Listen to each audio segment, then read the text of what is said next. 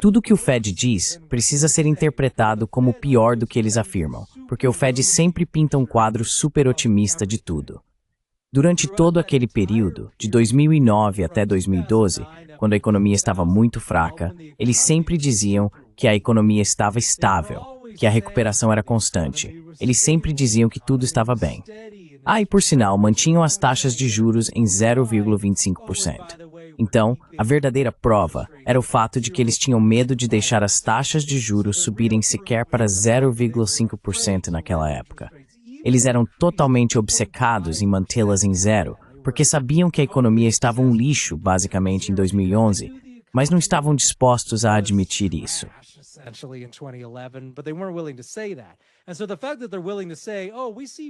Então, o fato de eles estarem dispostos a dizer, talvez vejamos algumas demissões em massa chegando, ou achamos que o risco de desemprego está elevado agora, são o tipo de coisa que você começa a ver com mais frequência nos documentos do Fed. Eu diria que todos esses são sinais de alerta que nos dão motivos reais para cautela. Eles estão tentando minimizar bastante, mas isso não é uma boa notícia. Eu diria que é um bom motivo para se preparar. E quanto aos dados anedóticos, bem, isso nem é anedótico. Você olha para os dados de pessoas atrasadas no pagamento de seus automóveis, olha para a inadimplência em hipotecas, todas essas coisas. Tudo isso vai contra uma economia robusta. Então, olhando para frente, não estou especialmente otimista sobre...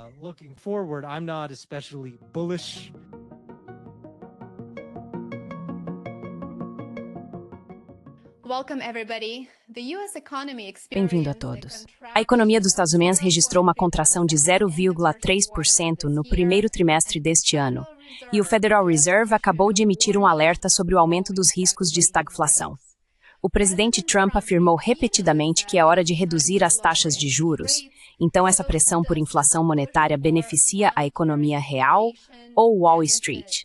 Para nos ajudar a entender os recentes desdobramentos econômicos, contamos com a presença de Ryan McMaken. Ryan é economista, editor executivo do Instituto Mises e escritor. Vou deixar os excelentes artigos do Ryan na descrição abaixo. Ryan, seja bem-vindo de volta. É muito bom vê-lo novamente. Ryan, welcome back. It is so great to see you again. It's the Rhodes, o Watch involved. Nas últimas semanas, o presidente Trump tem pressionado repetidamente o Federal Reserve para cortar as taxas de juros. Trump chegou a dizer que o presidente do Fed, Powell, é, abre aspas, sempre atrasado e sempre errado. Você poderia contextualizar explicando de uma perspectiva puramente econômica, para ajudar nossos espectadores a entender a relação entre a redução das taxas de juros no ambiente atual, os comentários recentes do Fed e a taxa de inflação?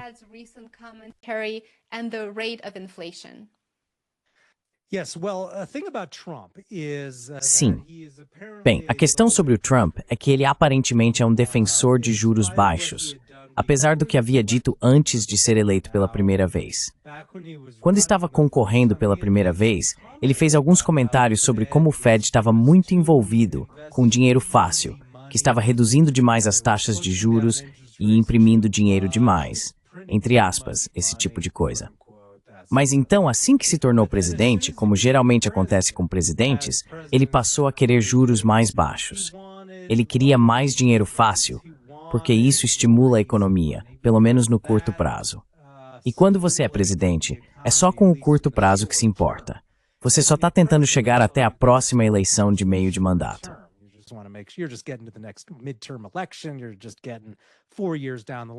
Você só está tentando ganhar tempo por mais 4 anos. Então, na cabeça deles, uma boa solução é sempre baixar ainda mais as taxas de juros. Agora a questão é, o que significa baixar as taxas de juros? Quando pensamos na política do Federal Reserve em termos de taxas de juros, precisamos considerar se é uma política inflacionária ou anti-inflacionária. Por inflacionária, queremos dizer que está aumentando a oferta de dinheiro, neste caso. Agora, quando o Fed normalmente usa esse termo, eles querem dizer inflação de preços. Mas neste caso, eles querem inflar a oferta de dinheiro. E você faz isso com taxas de juros baixas em muitos casos. Existem outras maneiras de fazer isso também.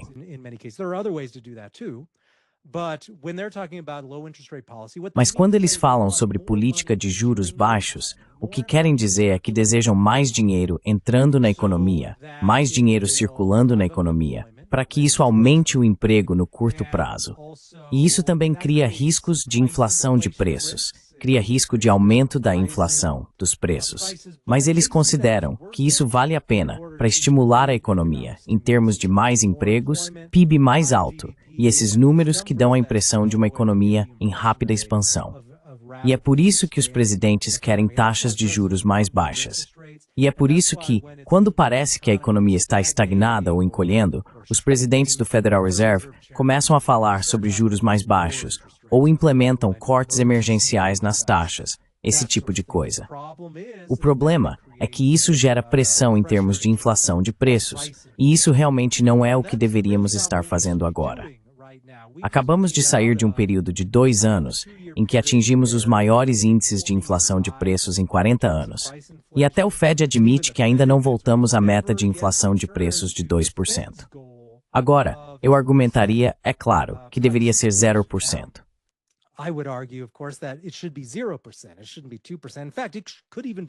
Não deveria ser 2%. Na verdade, poderia até ser negativo. Historicamente, nos Estados Unidos, durante os períodos de maior crescimento econômico, o aumento dos preços foi negativo, no sentido de que houve deflação, e os preços que as pessoas pagavam por bens e serviços realmente caíam. Em uma economia inovadora e em expansão, em um mercado livre, a direção natural dos preços é, na verdade, para baixo. Mas o Fed, porque uma grande parte do seu trabalho é garantir que sempre haja liquidez disponível para o governo central, assim como para seus amigos no setor financeiro, tem uma tendência à expansão monetária. Então eles inventaram nos anos 90 essa ideia de inflação de 2%. E como você ajuda a garantir que ela esteja sempre inflando pelo menos 2%? E na verdade estamos acima disso, mais para 2,5% a 3% agora. Como você garante que isso aconteça?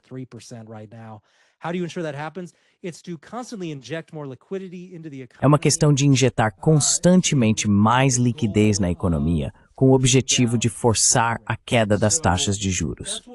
Então é isso que precisamos considerar. As taxas de juros deveriam estar altas ou baixas. Quando os formuladores de políticas falam em reduzi-las, o que estão dizendo é que querem forçá-las a cair novamente, porque no mercado livre, nas condições atuais, as taxas de juros quase certamente seriam mais altas do que são agora. Possivelmente muito mais altas.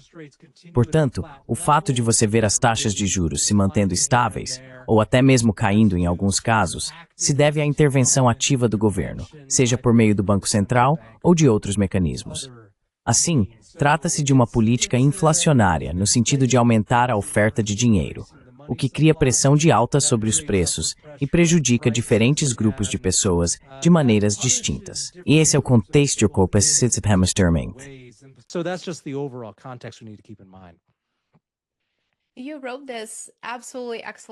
Você escreveu esse artigo absolutamente excelente e direto ao ponto, intitulado "A política monetária inflacionista de Trump favorece Wall Street em detrimento da Main Street". Para nossos espectadores, vou deixar o link na descrição abaixo. Então, você argumenta que uma política de juros baixos, na verdade, beneficia os ricos e não os trabalhadores de baixa ou média renda. Isso vai contra a perspectiva convencional, porque as pessoas pensam, bem, se o dinheiro está barato, isso sempre é bom para quem tem renda mais baixa. Você poderia explicar seu argumento para nós?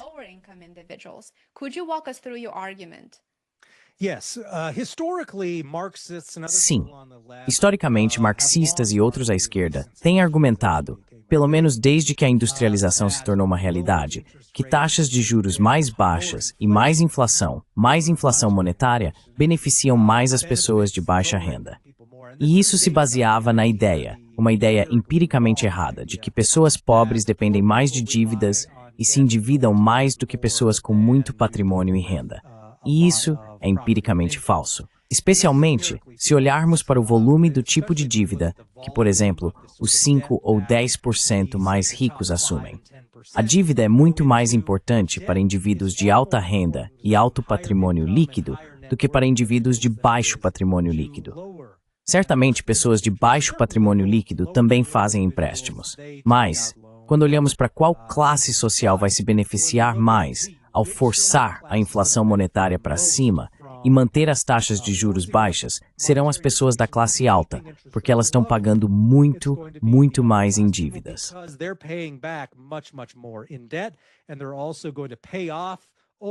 E eles também vão pagar dívidas antigas, pegando mais dinheiro emprestado.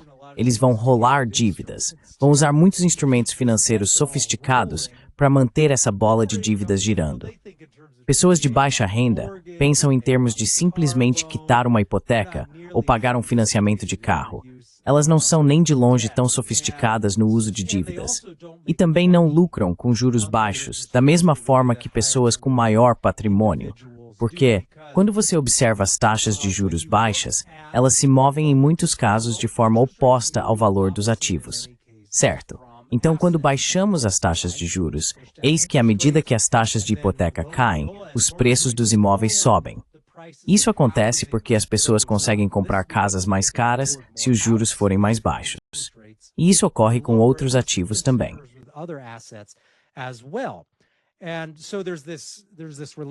Então, existe essa relação que beneficia quem possui muitos ativos. Porque se você tem muitos imóveis, bem, se taxas de juros mais baixas aumentam os preços dos imóveis, agora você vale mais e pode alavancar mais. Você pode contrair mais dívidas agora. Você pode investir em outros lugares agora, porque seu patrimônio líquido é muito maior. Se você não possui muitos ativos, não tem ações, não está contraindo dívidas para comprar esses ativos e não possui muitos imóveis, que veriam seus preços subirem se as taxas de juros fossem mais baixas. Então você não se beneficia nem de perto tanto assim. E isso eu acho é uma teoria sólida. Mas eu não fiquei satisfeito só com a teoria. No artigo que você mencionou, analisei uma variedade de estudos empíricos apresentados na literatura acadêmica e em outros lugares. E eles realmente analisam, ok, qual é a estilidade de um ambiente de juros baixos?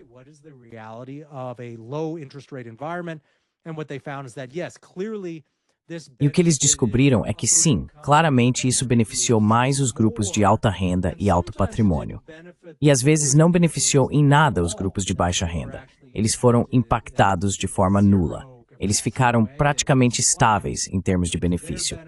Mas mesmo nos casos em que ambos os grupos foram beneficiados, os grupos de alta renda se beneficiaram significativamente mais, às vezes várias vezes mais, ou até por uma ordem de magnitude maior, e isso estava alimentando a desigualdade.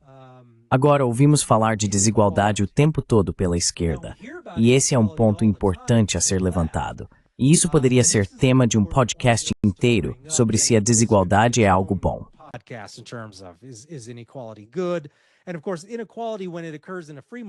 E claro, a desigualdade, quando ocorre no mercado livre, não há necessariamente nada de errado com isso. Isso é natural, vai acontecer. Mas não precisamos de uma desigualdade alimentada por políticas governamentais, por políticas monetárias ruins. E acontece que grande parte da desigualdade que vemos hoje em dia, como durante os lockdowns da Covid, quando estavam adotando basicamente uma política de taxa de juros zero, o patrimônio líquido dos ricos disparou, enquanto as pessoas comuns basicamente ficaram estagnadas, se tivessem sorte. Muitos, na verdade, viram seus salários reais caírem nesse período, à medida que a inflação aumentava. Eles não estavam se beneficiando nem de perto tanto assim.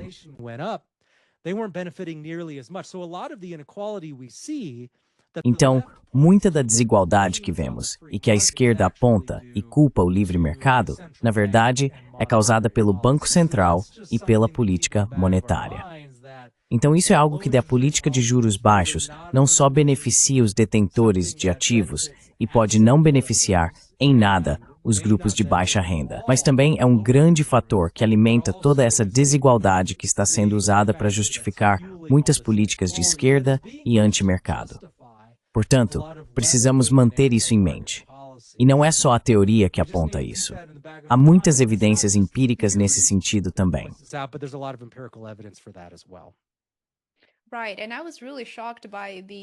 Certo. E eu fiquei realmente surpreso com a pesquisa ou as evidências empíricas que você citou no seu artigo. Vou ler apenas uma frase aqui. Você escreve: Os resultados desta pesquisa indicam que uma redução de 1 ponto percentual na taxa de juros de política aumenta a renda disponível em cerca de 1% para a classe média da distribuição de renda, enquanto esse aumento é de mais de 4% para o grupo de renda mais alta e quase exatamente zero para as rendas mais baixas. E acho que isso realmente ilustra o que você acabou de descrever.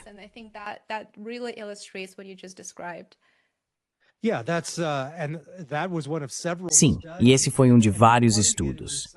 E se quisermos entrar em outros detalhes também, eu cito um livro chamado Engine of Inequality, Motor da Desigualdade, que faz referência ao Banco Central, o Federal Reserve. E ela analisa justamente a questão dos preços das casas, certo? Você pode pensar, bem, pessoas de baixa renda também têm casas. E o que ela descobriu foi que, na verdade, eram as casas de alto padrão que mais se valorizavam, de longe. E também eram casas em mercados-chave, nos mercados costeiros, onde as casas são mais caras e onde vivem as pessoas de maior renda. Aconteceu que durante aquele período, estamos falando do pós-2008 até cerca de 2020, esse período de afrouxamento quantitativo, política de juros ultra baixos, no estilo Bernanke e Yellen, essas foram as casas que mais se beneficiaram.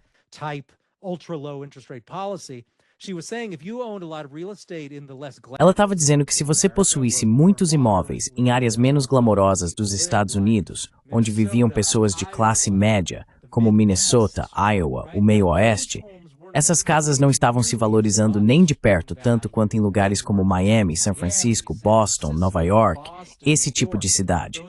Então, geograficamente, havia um viés, até mesmo em favor das comunidades que já estavam se beneficiando desse tipo de política que basicamente favorece banqueiros de investimento e detentores de ativos. Pessoas da América Central, que eram mecânicos ou agentes de seguros, esse tipo de coisa, pessoas muito mais distantes dos grupos financeiros ricos das costas, não estavam indo tão bem. Portanto, há uma grande variedade de maneiras de realmente analisar esses dados. E acontece que, de muitas formas, isso está beneficiando alguns grupos muito mais do que outros.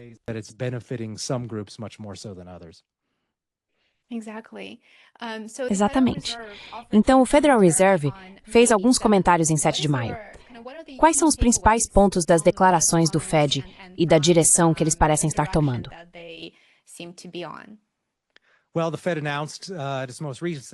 Bem, o Fed anunciou em sua reunião mais recente do FOMC que vai manter as taxas de juros estáveis. Acho que isso já era esperado. E eu diria que, considerando a alternativa de eles reduzirem ainda mais as taxas de juros, isso é bom, suponho. Manter as taxas de juros estáveis por um período significativo de tempo é, na verdade, melhor do que ficar mudando o tempo todo, porque assim você tem uma certa estabilidade. Você permite que os mercados realmente se ajustem a uma determinada taxa de juros. E isso também implicaria em uma intervenção menor do Banco Central na economia, se ele apenas mantiver tudo estável. Quando eles são muito intervencionistas e tentam realmente modificar e essencialmente planejar centralmente a economia ao buscar a taxa de juros ideal, é justamente nessas horas que podem causar mais danos.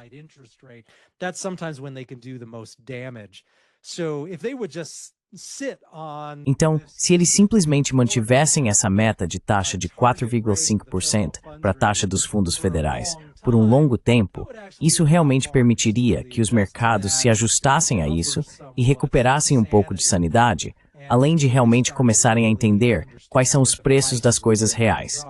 Eu não espero que eles façam isso. Porém, eles estão fazendo isso porque não sabem o que vai acontecer em seguida. Muitas perguntas surgiram durante a coletiva de imprensa com Jerome Powell, logo depois que ele saiu da reunião do FOMC, leu um comunicado e tudo mais, e ele admitiu que a economia estava parecendo mais instável, que o risco tanto de inflação de preços quanto de perda de empregos estava elevado. Mas eles ainda não estão tomando nenhuma atitude, porque eu simplesmente acho que eles não sabem o que fazer.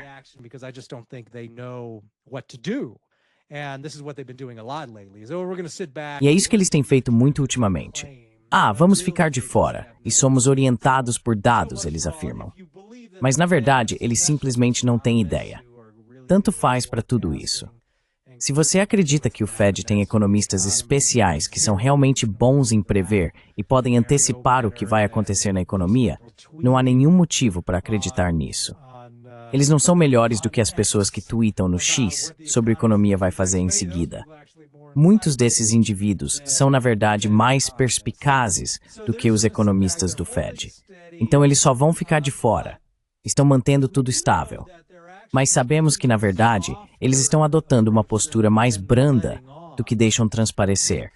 Porque, sim, embora estejam mantendo a taxa de juros estável, na verdade ficaram mais dovish em relação ao portfólio deles.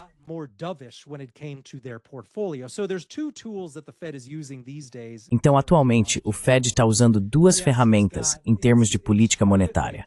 Sim, ele tem sua taxa-alvo para a taxa dos fundos federais, que é uma taxa de empréstimo de curtíssimo prazo. O Fed usa essa taxa para injetar mais liquidez no mercado, ou seja, ao reduzir essa taxa-alvo, injeta mais liquidez e faz com que mais dinheiro circule pela economia. Mas há outra coisa que eles fazem, que é ou encolher ou expandir o balanço patrimonial do Fed. Antes de 2008, isso realmente não significava nada. Não era importante, porque o Fed tinha um balanço patrimonial muito pequeno. Mas depois que a crise financeira começou em 2008, o Fed passou a comprar muitos ativos. E o que acontece quando o Fed compra ativos?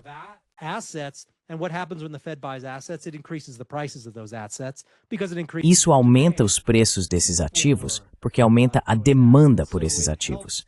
Então isso ajuda a elevar as hipotecas, porque o que eles estavam comprando?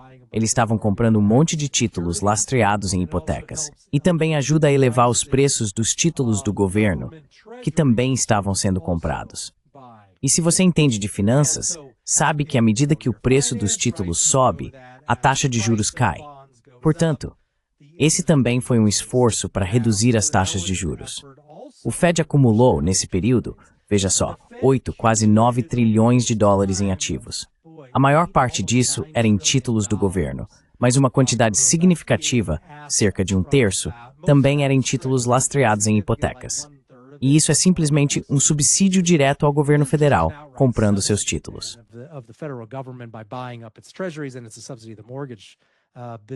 E também é um subsídio para o setor de hipotecas. Então eles estavam sentados sobre todos esses ativos, o que ajudou a manter os preços altos e também gerou ainda mais demanda por hipotecas no geral.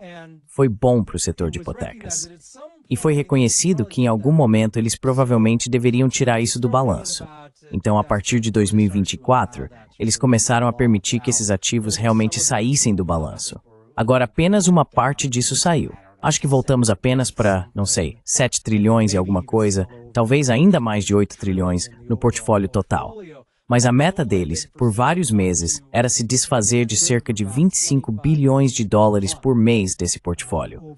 Mas em março, eles reverteram isso e reduziram para 5 bilhões de dólares por mês.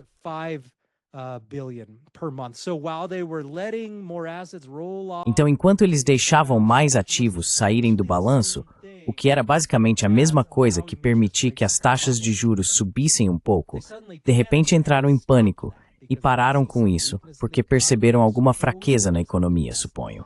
Sempre é difícil adivinhar qual é a motivação deles. E eles recuaram dessa decisão. Isso teve o efeito, então, essencialmente de reduzir as taxas de juros. Eles estão realmente adotando uma postura mais dovish, mas não estão usando a taxa de juros alvo. Eles estão usando o portfólio para ajustar o quanto estão permitindo que esses títulos do Tesouro e esses títulos lastreados em hipotecas retornem ao mercado. E, na verdade, o que isso faz é reduzir um pouco a quantidade de liquidez na economia e tem um efeito deflacionário, um efeito de aumento das taxas de juros.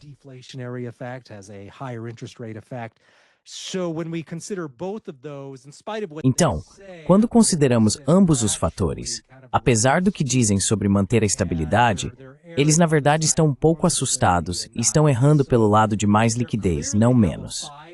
Portanto, está claro que eles têm uma inclinação para uma política de juros mais baixos, mesmo agora, embora não estejam usando a taxa dos fundos federais para isso. Olhando para isso, vejo que o Fed reconhece que a economia não está tão forte. Eles sabem que há muita incerteza. Só começaram a admitir isso mais tarde, em sua publicação do Beige Book e na coletiva de imprensa de quarta-feira. Então, ao observar isso, estou me preparando para vê-los realmente entrar em pânico e reduzirem ainda mais as taxas de juros.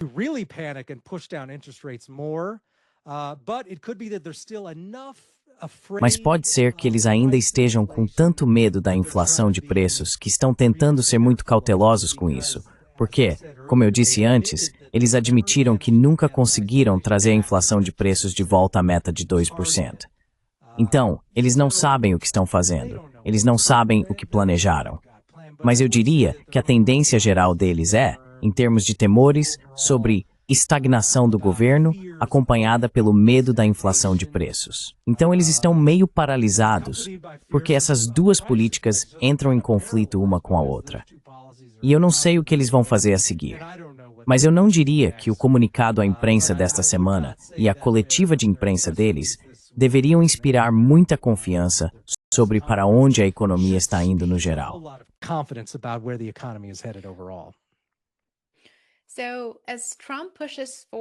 Então, enquanto Trump pressiona por cortes nas taxas de juros, você observou que o crescimento da oferta de dinheiro tem aumentado a cada mês por quase 7 a 8 meses consecutivos. E eu gostaria de falar sobre o aumento da oferta de dinheiro no contexto do valor do dólar americano. Sei que muitos dos meus espectadores têm muito interesse nesse tema específico. No início de maio, o dólar americano sofreu uma queda notável em valor em relação a uma cesta de moedas principais. Mais especificamente, houve uma diminuição de quase 9% desde o início de janeiro, desde que Trump voltou ao cargo. Essa queda é atribuída, pelo que entendo, a fatores como mudanças nas políticas tarifárias, inconstância, incertezas econômicas e, claro, preocupações com a perspectiva fiscal dos Estados Unidos, já que o déficit está aumentando e a dívida nacional está completamente fora de controle. Portanto, se o Fed realmente adotar uma política de juros mais baixos, isso não reduziria ainda mais o valor do dólar americano no futuro?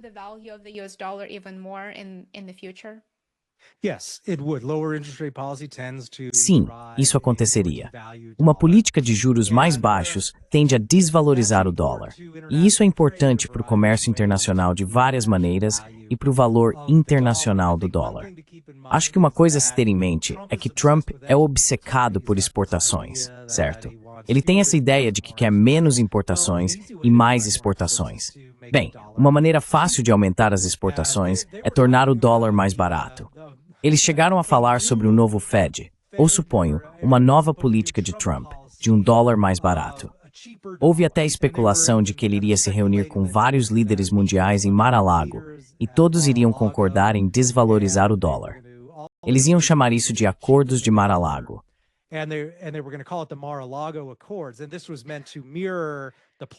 E isso foi feito para espelhar os acordos da Plaza, da metade dos anos 1980, quando eles queriam explicitamente desvalorizar o dólar para incentivar mais exportações dos Estados Unidos e menos importações estrangeiras. E o motivo disso, certo, é que se você é estrangeiro e o dólar está muito caro, fica mais difícil comprar dólares para poder adquirir mais produtos americanos. Então, se você desvaloriza o dólar, mais pessoas conseguem ter acesso à moeda e comprar mais coisas dos Estados Unidos. E apesar de Volcker, Paul Volcker, certo, ter ficado famoso por aumentar as taxas de juros para mais de 20%, o que ajudou a acabar com o ciclo inflacionário do início dos anos 1980, desde então, Volcker ganhou a reputação de ser um defensor do dinheiro forte. Mas Volcker era muito favorável ao Acordo da Plaza.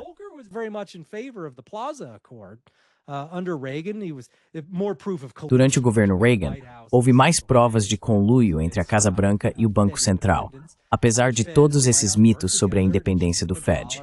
O Fed e a Casa Branca trabalharam juntos para desvalorizar o dólar nos acordos do Plaza. Então a questão era, será que podemos aumentar as exportações desvalorizando o dólar com esses acordos de Mar-a-Lago? A administração pode estar muito interessada nisso. Uma política de dólar mais barato apenas para impulsionar as exportações, para que estrangeiros possam colocar as mãos em mais dólares e comprar mais produtos americanos. Então isso é algo para sempre se ter em mente. E ele também pode querer dólares mais baratos. Bem, eu não diria que é querer dólares mais baratos, mas mais uma política de juros baixos. Não para estimular a economia, mas para manter a dívida dos Estados Unidos barata. E ela aconteceu nos anos 1980. Certo.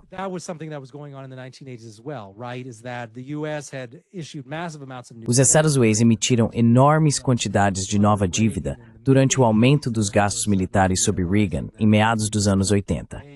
Então, de repente, perceberam que, bem, simplesmente não podiam continuar pagando esses tipos de taxas de juros sobre a dívida federal. E por isso houve um esforço para reduzir as taxas de juros, o que também resulta em um dólar mais barato. Isso pode estar acontecendo agora também, já que os Estados Unidos estão caminhando rapidamente para o 38 trilhões de dólares em dívida nacional. Como continuar pagando esse tipo de juros sobre um valor tão grande? Uma forma de lidar com isso é desvalorizar o dólar. E certamente, não há razão para acreditar que o dólar está ficando mais caro, como você apontou. A oferta de dólares, a oferta de dinheiro, só continua aumentando. E isso se reflete no que discutimos, certo?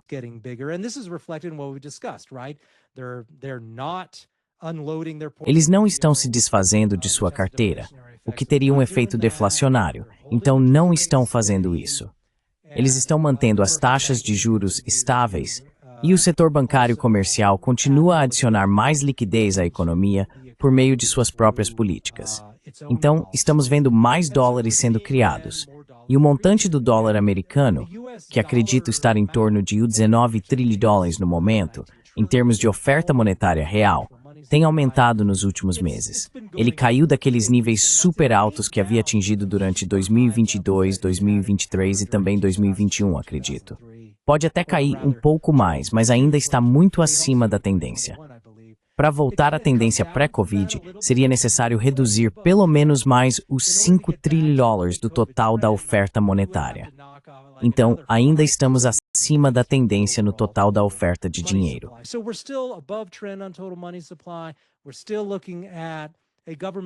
Ainda estamos lidando com um governo que está motivado a buscar um dólar mais barato, por dois motivos: mais exportações e também uma dívida federal mais barata.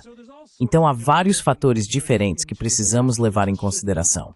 Só não deveríamos nos surpreender se virmos que a política é voltada para um dólar mais barato, mesmo que isso faça com que o dólar perca valor internacionalmente. Quero dizer, eles provavelmente sabem que ainda tem um longo caminho a percorrer para destruir o dólar, considerando o que outros bancos centrais estão fazendo, certo? A China está desvalorizando o yuan. O Banco Central Europeu não está se ajudando, já está cortando sua taxa de juros.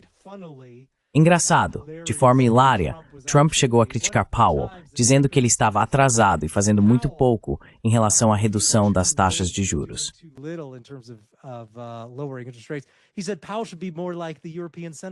Ele disse que Powell deveria ser mais como o Banco Central Europeu, o que é uma péssima ideia.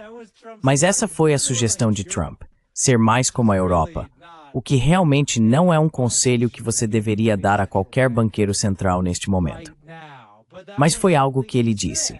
E, portanto, enquanto soubermos que o Banco Central da Europa continua desvalorizando sua própria moeda, a China está fazendo isso. E ninguém mais está realmente se voltando para uma moeda forte. Os americanos provavelmente podem se dar ao luxo de baratear um pouco o dólar para aqueles outros propósitos que acabamos de mencionar. Então, sim, provavelmente essa é uma política. Eles só querem garantir que não façam nada que seja realmente fatal para o dólar. Mas acho que isso não é algo que vai acontecer tão cedo quando você compara com outras moedas.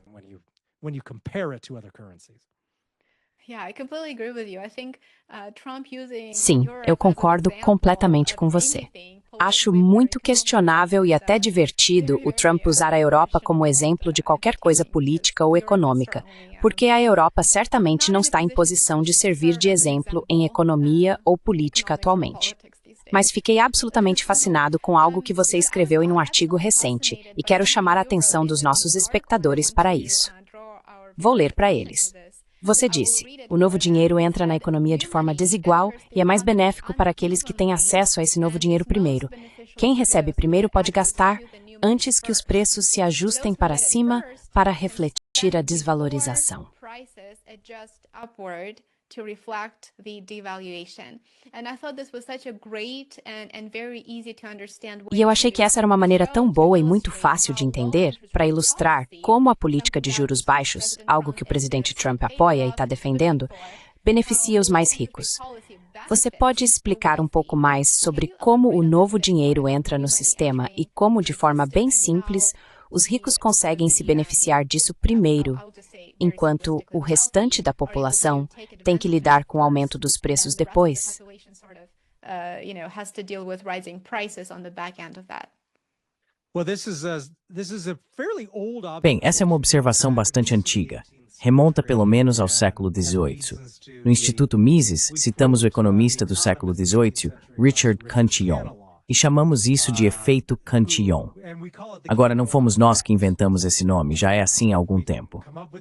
Mas a principal observação de Cantillon foi: veja, quando você cria novo dinheiro, quando aumenta a oferta monetária, esse dinheiro não aparece de forma mágica e uniforme em toda a economia. Ele precisa entrar na economia de certas maneiras. Então, algumas pessoas têm acesso a esse dinheiro primeiro, podendo gastá-lo antes das outras. E você pode imaginar como isso funciona, certo?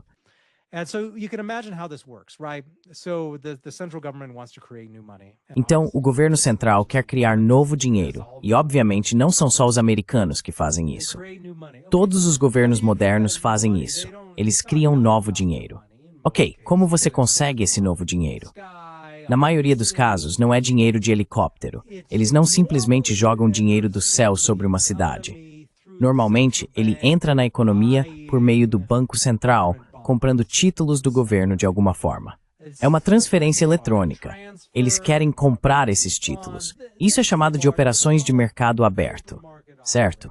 O Banco Central está envolvido nessas operações o tempo todo e compra mais ativos quando quer injetar mais dinheiro na economia.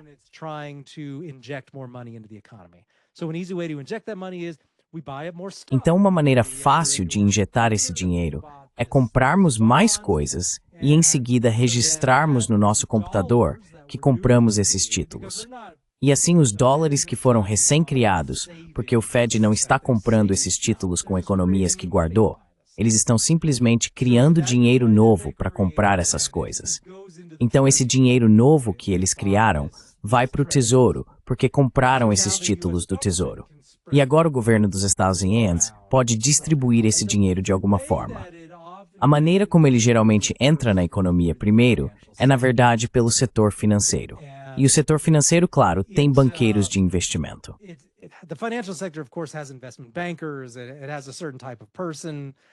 Existe um certo tipo de pessoa, certos níveis de renda que estão envolvidos nisso. O dinheiro não está entrando na economia através de lojas como a Dollar Tree ou algo assim. Então, são essas agências governamentais, as pessoas que recebem primeiro os gastos do governo provenientes desse dinheiro recém-emprestado. São elas que podem gastar esse dinheiro antes que a economia perceba que há mais dinheiro em circulação. Eu recebo o dinheiro e, à medida que o gasto, a economia percebe: as pessoas estão elevando os preços, porque agora é mais economia. Então, os preços começam a subir e aumentar.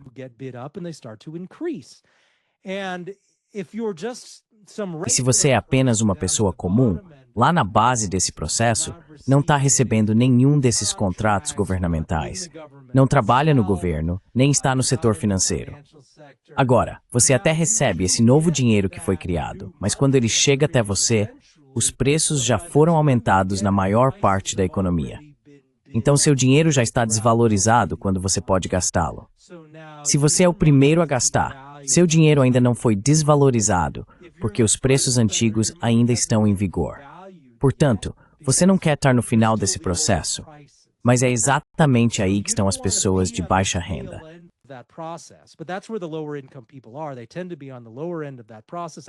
Eles tendem a estar na ponta final desse processo.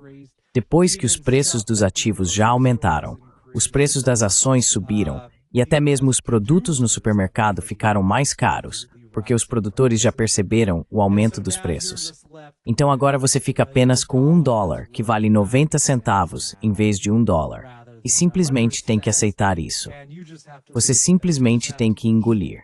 Você não se beneficia nem de perto tanto quanto alguém que trabalha nos leilões de títulos e recebe sua parte na fase inicial, quando esse dinheiro entra na economia.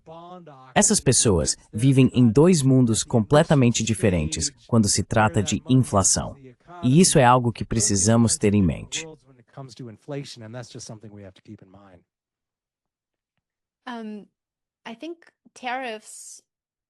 Acho que as tarifas podem ter algo a ver com o impulso pela política de juros baixos também. Quando você acha que os efeitos das tarifas começariam a aparecer, e você acha que veremos mais esse movimento renovado em direção ao dinheiro fácil à medida que os preços começarem a subir como resultado das tarifas e talvez até de uma oferta menor desses produtos, já que já vemos que os embarques estão realmente diminuindo e o número de navios chegando aos Estados Unidos está muito, muito menor. Qual é a sua opinião sobre isso?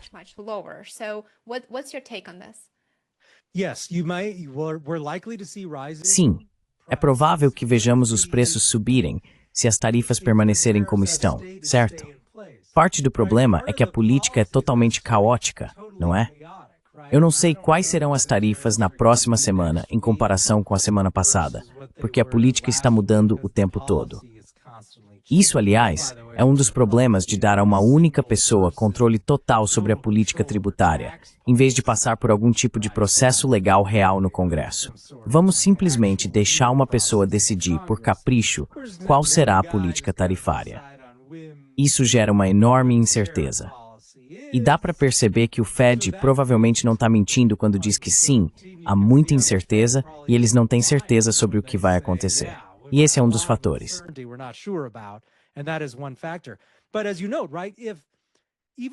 Mas como você sabe, mesmo que a demanda permaneça a mesma e a oferta diminua, porque estamos recebendo menos remessas das coisas que queremos, das coisas que precisamos, isso vai causar aumento de preços, porque você terá a mesma quantidade de dólares disputando uma quantidade menor de bens disponíveis. Então sim, você verá os preços subirem e verá o custo de vida aumentar nesse caso. E aí você pode ver, de forma bem desajeitada, bem, com certeza verá o Trump então. Se a economia desacelerar desse jeito e o custo de vida aumentar, o Trump, porque ele parece não entender de política monetária, ou talvez não se importe, não sei, vai começar a pedir estímulos e vai querer juros mais baixos.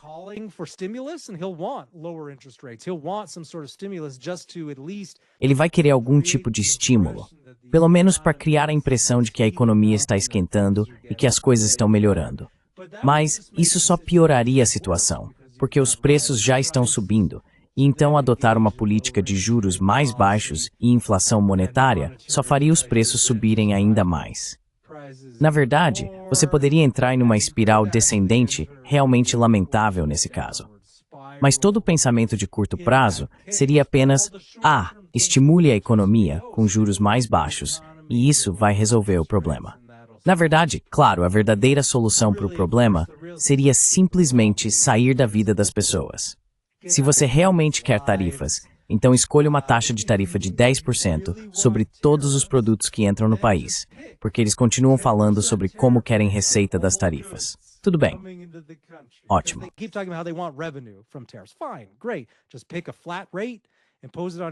Basta escolher uma taxa fixa e aplicá-la a tudo, em todos os lugares. Todo mundo saberia, e a economia poderia então se ajustar a isso. Isso ainda reduziria a quantidade que as pessoas poderiam importar em bens e serviços, porque os preços seriam mais altos. Mas 10% é muito melhor do que 80% ou 145%, como essas tarifas bizarras que ele está impondo sobre produtos chineses e afins. Porque nós, defensores do livre comércio, somos acusados de achar que tarifas são o pior tipo de imposto. Tarifas não são necessariamente piores do que o imposto de renda. Na verdade, o imposto de renda é ruim por razões políticas, porque viola os direitos de propriedade de todos e também a privacidade.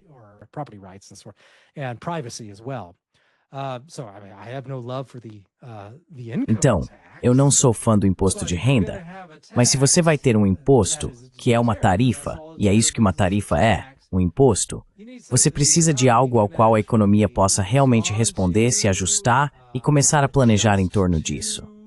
Você não deve criar esses impostos totalmente proibitivos, onde o objetivo é aumentar os preços, certo? O objetivo de uma tarifa protecionista, que não deve ser confundida com uma tarifa de arrecadação, é diferente. Com uma tarifa de arrecadação, você quer que as pessoas importem coisas para que você arrecade mais receita. Com uma tarifa protecionista, o objetivo é aumentar os preços a tal ponto que as pessoas parem de comprar as importações. E aí você não está arrecadando receita porque as pessoas não estão comprando importados.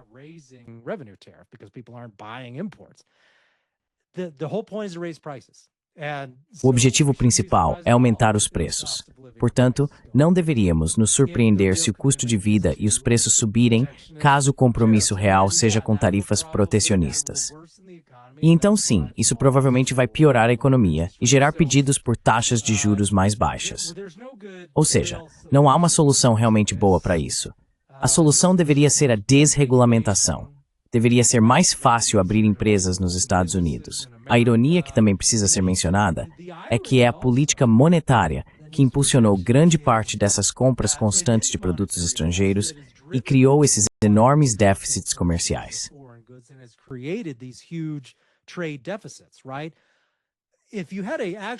Se você tivesse uma economia de mercado realmente livre, onde as pessoas só pudessem gastar proporcionalmente a quantidade de riqueza que criam, então haveria um fluxo muito mais equilibrado em termos de exportações e importações. Porque para poder pagar por importações, elas precisariam produzir uma certa quantidade de bens e serviços, precisariam ter poupança, precisariam investir em capital, e só então parte disso sobraria para comprar coisas, sejam importações chinesas ou o que for. Mas como o Banco Central garantiu que acontecesse, o governo dos Estados Unidos está enviando mais dinheiro para fora cada ano do que as pessoas estão produzindo.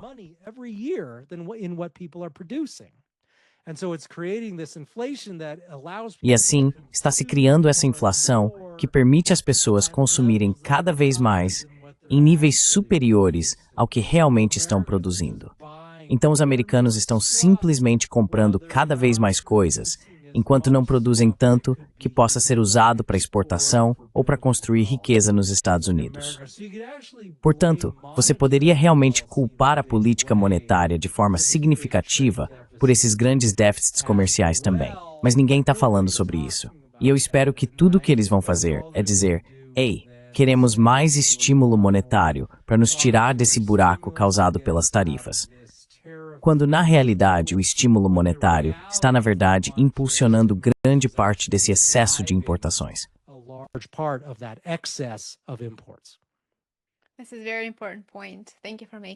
Esse é um ponto muito importante. Obrigado por mencioná-lo. E talvez para a última pergunta de hoje, o Federal Reserve acabou de mencionar que a possibilidade de estagflação está aumentando.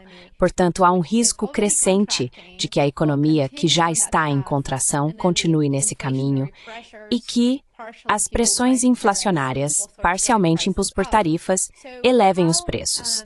Então, existe um bom argumento, do ponto de vista econômico, de que a estagflação é realmente o crescente que devemos ter até onde se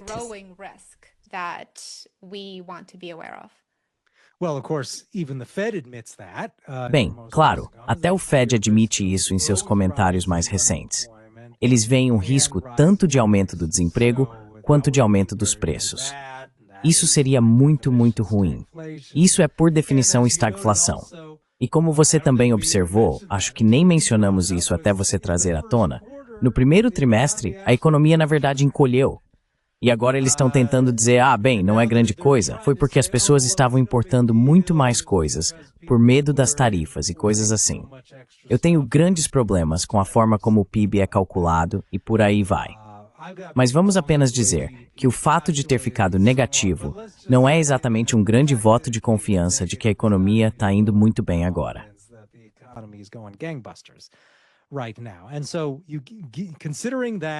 E então, considerando isso, considerando o fato de que o Fed admite que há chances tanto de inflação quanto de aumento do desemprego, e aí você olha também para muitos dos dados de pesquisas qualitativas.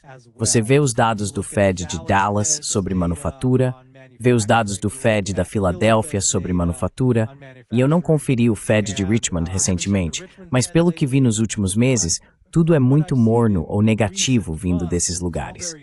Agora, pode haver um pico em um mês em que algo incomum aconteça, mas no geral, se você juntar todos esses dados de pesquisas realmente fracos, você pode citar também o Conference Board, os dados deles também não parecem muito animadores.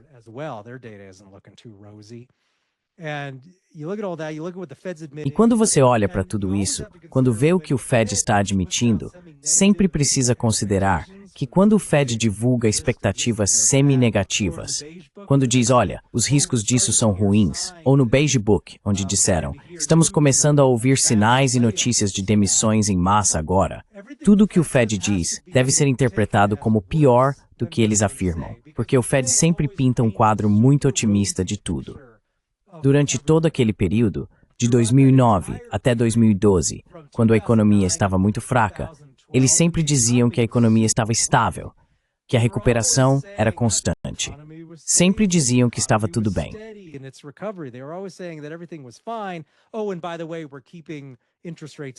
E a propósito, estamos mantendo as taxas de juros em 0,25%. Então a verdadeira prova foi o fato de que eles tinham medo de deixar as taxas de juros subirem até 0,5% naquela época. Eles estavam totalmente obcecados em mantê-las em zero, porque sabiam que a economia estava péssima, basicamente, em 2011, mas não estavam dispostos a admitir isso. E o fato de que agora estão dispostos a dizer, talvez vejamos algumas demissões em massa chegando, ou achamos que o risco de desemprego está elevado agora, são o tipo de coisa que você começa a ver com mais frequência nos documentos do Fed. Eu diria que todos esses são sinais de alerta que nos dão motivos reais para preocupação, e eles estão tentando minimizar bastante. Mas isso não é uma boa notícia.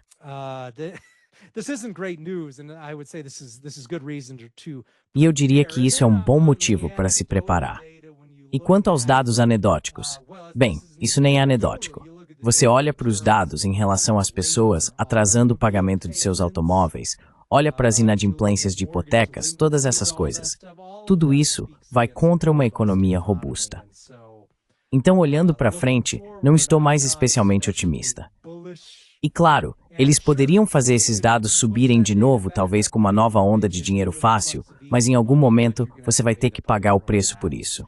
Mas parece que essa é a única solução deles para tudo agora.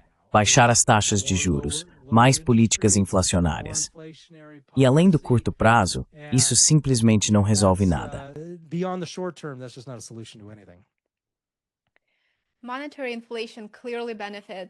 A inflação monetária claramente beneficia Wall Street às custas da Main Street, como você explicou. Essas políticas beneficiam desproporcionalmente os mais ricos ao inflacionar os preços dos ativos, aumentar a renda disponível dos que ganham mais e recompensar aqueles com dívidas e investimentos significativos. Enquanto isso, os americanos de baixa renda, que possuem menos ativos e se beneficiam menos dessas políticas, enfrentam custos crescentes e ganhos mínimos de renda. Ryan, esta foi uma conversa incrivelmente esclarecedora. Foi um prazer recebê-lo, como sempre, por participar. Brad,